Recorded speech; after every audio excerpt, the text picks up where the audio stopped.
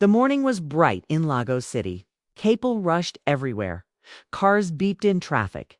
Street sellers shouted. The smell of roasted corn and fresh bread filled the air. From the tall glass tower, the richest young billionaire in the city, David, stepped out. He wore a fine navy suit. His black shoes shone in the sun. In his hand, he carried a sleek black leather briefcase. It held important papers, money, and his bank cards. David had a business meeting at Javor Cafe.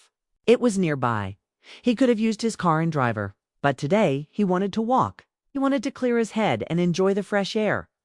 As David walked, people turned to look. He was tall, handsome, and always looked like a man in control. But something strange was about to happen. Something that would change his life forever.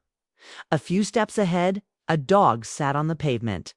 A golden retriever. Dirty, thin, weak. Its fur was matted and rough. Its ribs showed through its skin.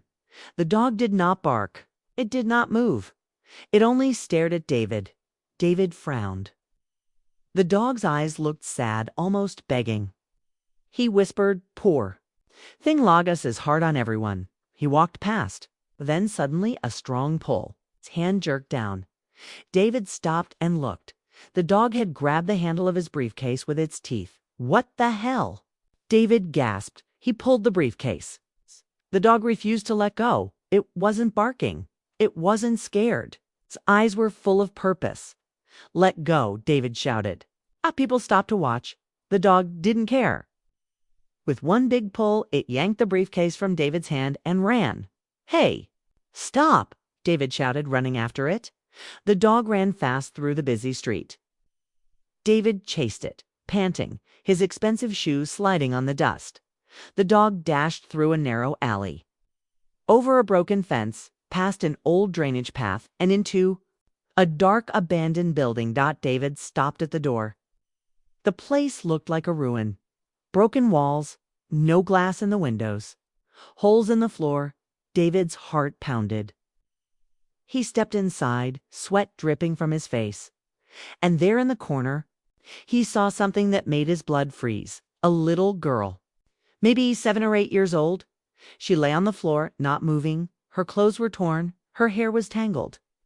Her skin looked pale and weak. She looked like she hadn't eaten in days. The dog gently dropped the briefcase beside her. Then it nudged her with its nose once, twice, 3 times. The girl did not move. David's throat tightened. His hands trembled. He pulled out his phone. "Rita," he told his assistant, voice shaking, "cancel my meeting. Tell my driver to come now. Emergency. Life or death." 10 long minutes passed. David knelt beside the girl, watching her tiny chest move up and down slowly. The dog sat close, guarding her. Finally, David's black SUV arrived. The driver ran in and gasped. "Double quotes, sir. What happened?" David picked up the little girl. She felt weightless, like cloth. "She needs a hospital. Now." The dog followed close behind as they rushed to the hospital. At the hospital, the nurses moved fast, but when they tried to stop the dog from going inside, it growled, deep and loud. David raised his voice. "Let him stay.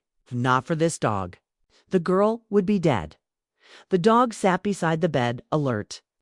Watching Dot later that night, David called his mother. His voice trembled. "Mama, my son, what is it? Did you lose a deal?" "No, Mama." He told her the whole story. The dog, the girl, the abandoned building. There was a long pause. Then his mother spoke softly. "Do you remember the kind man who paid your school fees when we had nothing? The one who helped us?" "Yes," David said quietly. "Maybe this is your chance to give back," she said. David didn't sleep that night. His mind kept thinking of the girl. Who was she? Why was she alone? The next morning, David rushed to the hospital. The dog was still there, still guarding the girl. Dr. David asked, "Why hasn't she woken up?" "She is weak," the doctor said. "Badly malnourished, but stable. Her body needs time." David returned to his office, but he couldn't focus. His mind was still in that hospital room. Hours passed.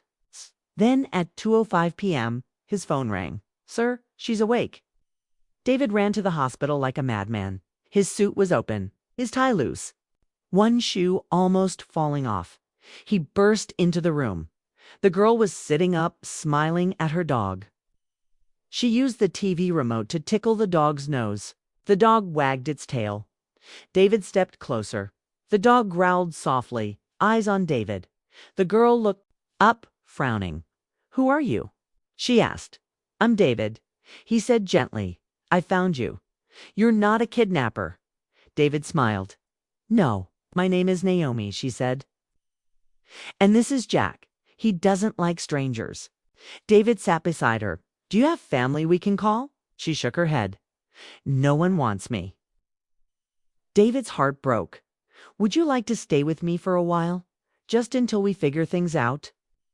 Naomi looked at Jack. The dog wagged its tail. She looked back at David.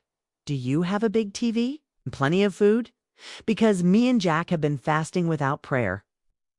David smiled. "Yes, plenty of food." That afternoon, David took Naomi and Jack home. When the big gates of the mansion opened, Naomi looked up at the house with wide eyes. "Jack," she whispered, "we've made it." For 2 weeks, David's big house was full of new life. Naomi and her dog Jack were now like family. Every morning, Naomi would come down the marble stairs wearing new colorful clothes. Jack would follow close, like her shadow. The maids loved her. David's mother, Mama David, had also moved in to help care for Naomi. The house was filled with laughter, chatter, and the smell of Mama's spicy soups. But not everyone was happy. Far away in her flat, Natasha was boiling with anger. "Imagine," Natasha shouted to her friend on the phone. "He picked a child from the street and is now calling her his daughter. That dog even sleeps on his couch."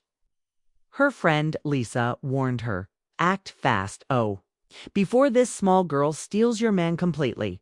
Go and stay with him. Get pregnant. Secure your place." That weekend, Natasha packed a huge bag and went to David's house. When she arrived, she knocked loudly.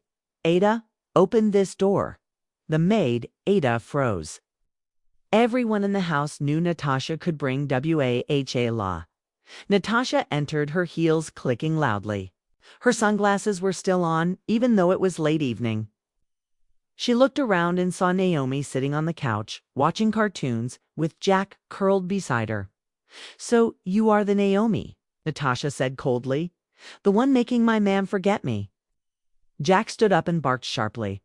Naomi hugged him tight. Natasha hissed under her breath. Later that night, David came home and found Natasha waiting in the living room. "Baby, you're here." He smiled, hugging her. "Of course, my love. Anything for you." She smiled sweetly, but Naomi could see her eyes were not happy. The next morning, David got an urgent call. He had to travel to Abuja for 3 days. "Please take care of Naomi and Jack till I return," he told Natasha. "Of course. Love. Leave everything to me." Natasha smiled, but her heart was boiling. As soon as David left, Natasha's true face showed. She walked into the living room where Naomi sat with Jack. "Listen here, small girl. Don't think you're special. You and your dirty dog will soon leave this house." Natasha hissed. Jack growled. Naomi held him close. Natasha ordered the maids, "Don't cook for that girl today. Let her starve." But Ada, the maid, refused. Olga said she must eat well. Natasha glared at Ada. "You will lose your job." That afternoon, Natasha went upstairs and locked herself in David's room.